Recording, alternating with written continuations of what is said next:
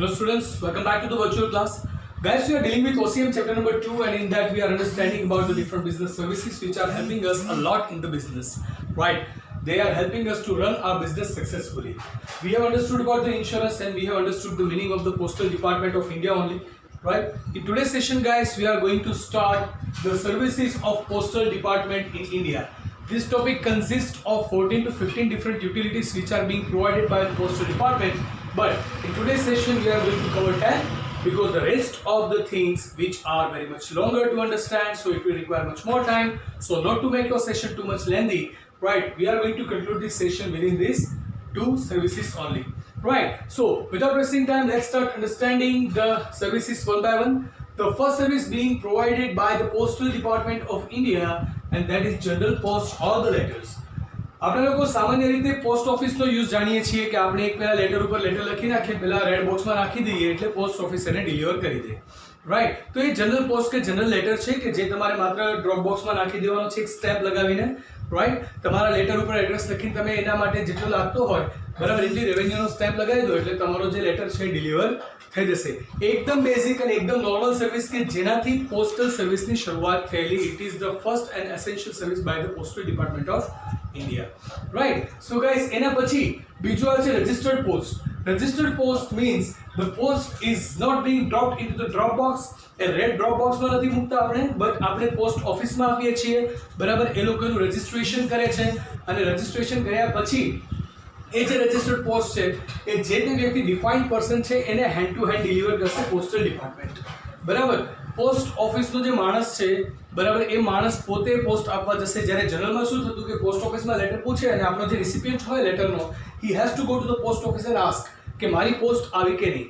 Right, but over here the postman will deliver the post to the designated person and in return in case if you want you can ask for the receipt too.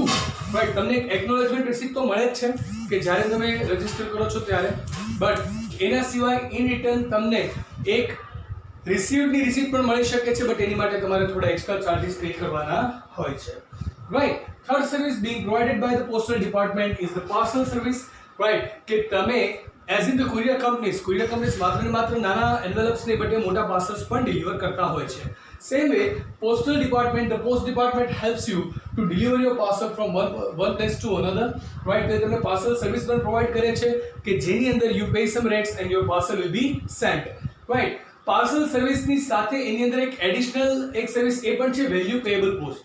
Usual કેસીસમાં તમે જ્યારે parcel send કરો છો બરાબર એ સમયે શું થશે કે તમારું પાર્સલ છે બરાબર એને મોકલવા માટેનો જે ટ્રાન્સપોર્ટેશન જે ચાર્જીસ છે તમે આપી દેવાના છો.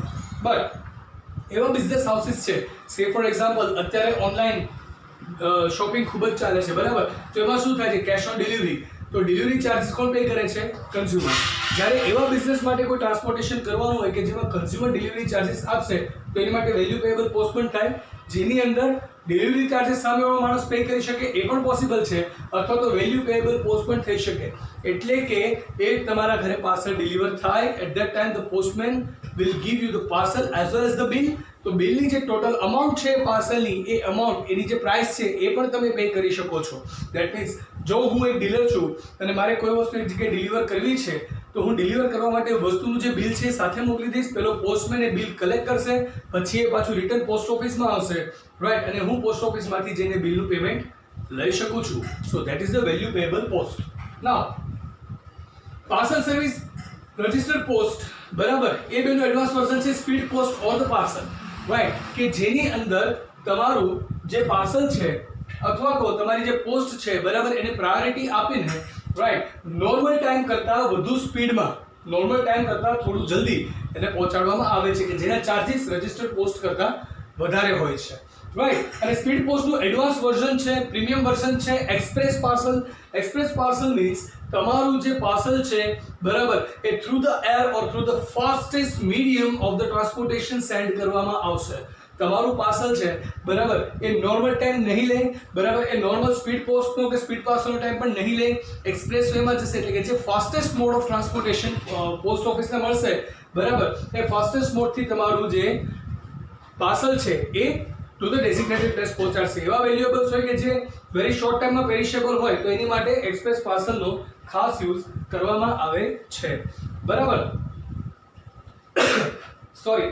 તો એક્સપ્રેસ પાર્સલ શું છે આપણે જોઈ ચૂક્યા કે સ્પીડમાં તમારું પાર્સલ પોસ્ટ કરવામાં આવશે, જેની માટે ચાર્जेस પ્રીમિયમ હોય છે, ચાર્जेस થોડા એનાથી પણ સ્પીડ પોસ્ટ કરતાં પણ વધારે હોય છે, બરાબર. અને એ જે એરિયાની અંદર ડેઝિગ્નેટેડ પ્લેસીસમાં પોસ્ટ આ સર્વિસ આપે છે, દરેક એરિયા માટે આ સર્વિસ પહોંચવામાં આવશે, બરાબર.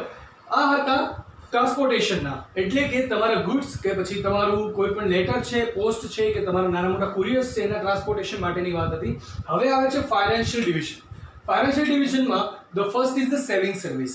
કોઈ પણ નોર્મલ પર્સન છે એને પોતાનું સેવિંગ કરવું છે તો પોસ્ટ ઓફિસમાં અલગ અલગ યોજનાઓ છે, બરાબર, અલગ અલગ સ્કીમ્સ છે, સુકન્યા યોજના, આ તે, there are numerous schemes કે જેની અંદર તમે ત્યાં નાનું એવું સેવિંગ સ્ટાર્ટ કરી શકો. they accept the deposits from 200 rupees up to the extent you want to pay. Monthly basis છે, ક્વાર્ટરલી બેસિસ છે, હાફ યરલી બેસિસ છે, યરલી બેસિસ છે, as you want to pay, as you want to collect your money to the post office, it will be accepted, right? These are the saving services being given by the post office.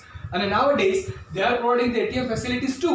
That means તમે તમારી saving સર્વિસની અંદર જેટલા પણ તમારું fund saving કર્યું છે એમાંથી જો તમારે ફંડ વિડ્રો કરવું છે, તમે પોસ્ટનો એટીએમ યુઝ કરીને તમે એ ફંડ પણ વિડ્રો કરી શકો છો, બરાબર. The seventh is recurring deposit. Recurring deposit જે છે it is a kind of investment where the fixed EMI will be decided, right. એક ઇન્સ્ટોલમેન્ટ ફિક્સ ડિસાઇડ કરવામાં આવશે કે જે ઈચ મંથ તમારે પે કરવાનો છે, એના ઉપર તમને બેઝિક ઇન્ટરેસ્ટ મળે છે અને ઇન્ટરેસ્ટ 3 મંથ્સમાં કેલ્ક્યુલેટ થાય છે, બટ યરલી એક વખત ડિપોઝિટ થાય છે, રાઈટ. અને એની ટર્મ નક્કી થાય 5 યર્સ માટે, 10 યર્સ માટે, અને જ્યારે મેચ્યોરિટી એજ આવે 5 યર્સની તો તમે એને ફરીથી એક્સટેન્ડ પણ કરી શકો છો કે પછી ફોર્માલિટીઝ કરીને તમારા મની વિડ્રો પણ કરી શકો છો, right. So that is again a kind of saving. પછી આવે છે term deposit.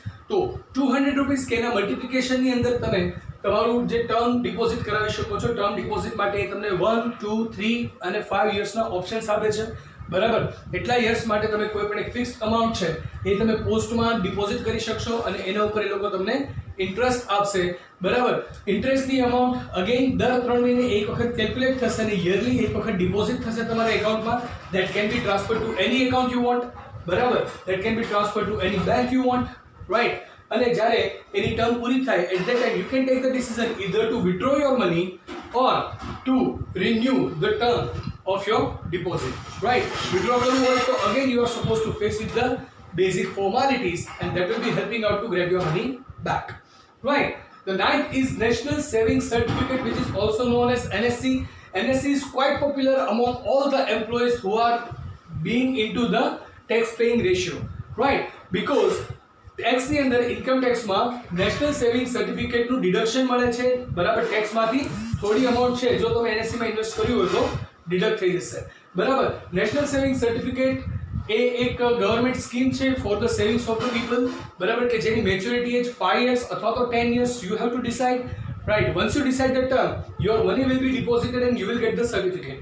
After the maturity age, you are just supposed to go to the respective post office and you can ask for the withdrawal of the money. At the time of the withdrawal, you need to make some formalities. You need to prove that you are the person who has taken this certificate, and that's it. You will get your money back, right? And it is quite popular. Why? Because it is being deducted into the income tax also. That's why people are asking for NSC each year. Each year February, the sale of the NSC is very much high on the post office. It can be obtained from the post offices only, right? Now the last thing in today's session, and that is Kisan Vikas Patra, KVP. The short form is Kisan Vikas Patra is basically the scheme being given to the rural areas where a person can invest the amount, right? And after the maturity age, that person will get the double return, right? And the term of the deposit will be 100 months. That means 100 weeks. That means the 8 months and 4 weeks, right? For 8 months and 4 weeks, a person will invest in this scheme, right? And basically the Kisan, that means basically the farmers, they can invest their excess money over here in KVP, and after 100 months they will get the double return. Say for example, I have invested 10,000 in KVP. After the 8 years and 4 months, I will receive the 20,000 rupees back, right? That means I am getting the double amount back. So that is the KVP. At the age of the maturity, the person will have to do some formalities and he can obtain his own money back, right? With the 100% interest. Right. So guys, these are the basic services being given by the post department in India. Right. These are 10 services. There are 4 to 5 services more what we are going to conclude in tomorrow's session. So this whole topic is divided into 2 parts, and afterwards there is only one more thing, that is go down. So maybe in some sessions, right, in this week or maximum 1 or 2 sessions in next week, we are going to conclude the whole chapter number 2. Right. So guys, this is it up to now. I hope you guys are quite clear with the concept, and if you have any query, you have my number flashing on the screen. You can text me, you can contact me, or else you can post a public comment over here. So I'll see you in the next session with the remaining part of this topic. Till then, I would like to take your leave. So goodbye, take care, have a nice time, stay home, stay safe, keep making notes. Thank you.